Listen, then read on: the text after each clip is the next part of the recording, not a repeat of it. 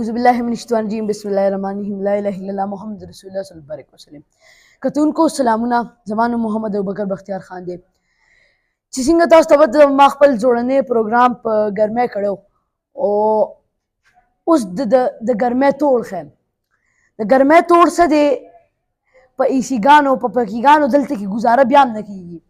ګرمۍ توړ دی، ښکلي ښکلي ځایونو، یخ یخ ځایونو ته چکر، هغې ځایونو ته تلل. په هغې ځایونو باندې به اوس خبرې کوو چې هغه ځایونه کم کم ځایونه دي او هغې ځایونه پوټینشل څنګه زموږ دا ګورمنټ ویسټ کوي. نو ټول نه پیل زه تاسو ته خبره کوم چې تاسو په خیبر پښتونخوا ته وګورئ که نه، غونډ لکه دا خو چې کوم زموږ چارسده او مرزو دا علاقه ده، نو دا خو زه ګرمه ده، خو نوره زیاتتر چې علاقه وګورئ که نه، نو غونډې یخې علاقې دي، یخې. پنجاب کې هم داسې ځایونه نشته. پنجاب څومره ټوریزم پکې څومره ډېر دی، څومره ډېر خلک ورته ځي، داسې ځایونه پکې نشته خیبر پښتونخوا شانتې. او خلک ورته بیا هم ځي.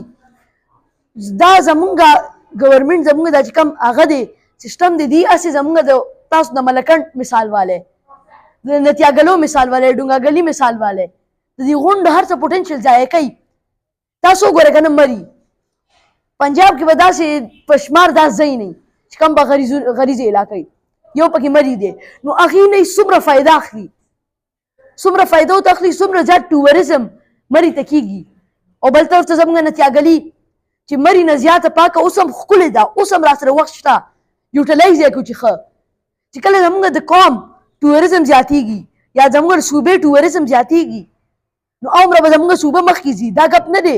ټوریزم یو ډېر غټ فیکټر دی چې کوم زموږ هغه ملک او صوبه مخکې بوتلی شي.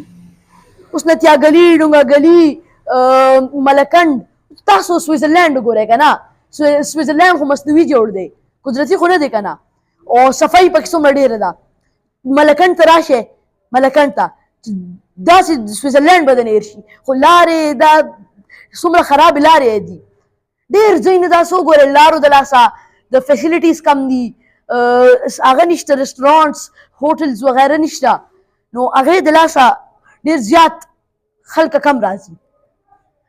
خپل زما چې څوک هم ما ګوري یا څوک هم داسې ما د اپر ګورمنټ د طرفه ګوري یا د کې پي کې د هغه طرفه ګوري، د کې پي کې د ګورمنټ طرفه ګوري، نو زه هغې ته دا ویل غواړم چې زموږ هغه یوټیلایز کړي.